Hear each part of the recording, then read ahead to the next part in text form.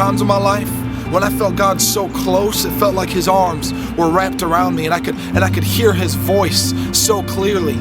But honestly, there were times in my life in which I also felt like he was a million miles away, and I was doing my best to get to him, but I felt like nothing I could do could make it happen. And no matter how loud I would scream, that he couldn't hear me. And it was terrifying. But it was what I did in those moments that really defined my walk with God. You see, I had a choice about the way that I would react to the apparent distance between myself and my God. You know, some people react to moments like that by saying, I don't care how distant God feels, I know he's there. And they fix their eyes on him and they continue pursuing him. But some people, and this is even what I have done in my life, some people get so afraid that if they stumble, he won't be there to catch them. Some people get so afraid that they've been abandoned or let down or betrayed yet again that they refuse to move forward. That they wander off the narrow road and they say, Father, you're too far. I can't make it. And they give up.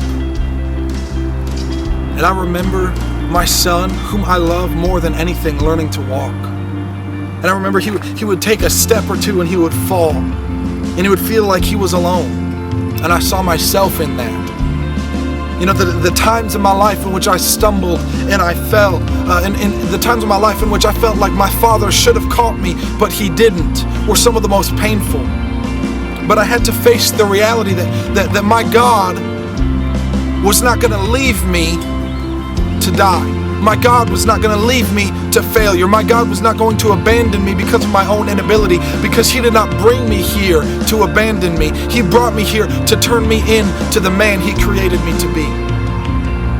And I want you to think about that for your own life.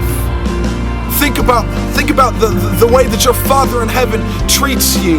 That sometimes maybe he takes a few steps back and it feels like he's far off, and it feels like he's more distant than he used to be. But I tell you, if you turn your eyes up and if you see what he's really doing, you'll realize that the God of all creation has knelt down in front of you with his hands out and has said, beloved son, beloved daughter, I want you in my arms. Will you just fix your eyes on mine? Will you just stumble forward, continue putting one foot in front of the other? Because whether you believe it or not, sooner or later there will come a day, if you continue forward, that you'll fall into my loving arms. And that's what I'm waiting for. And I believe that's what the Father is waiting for.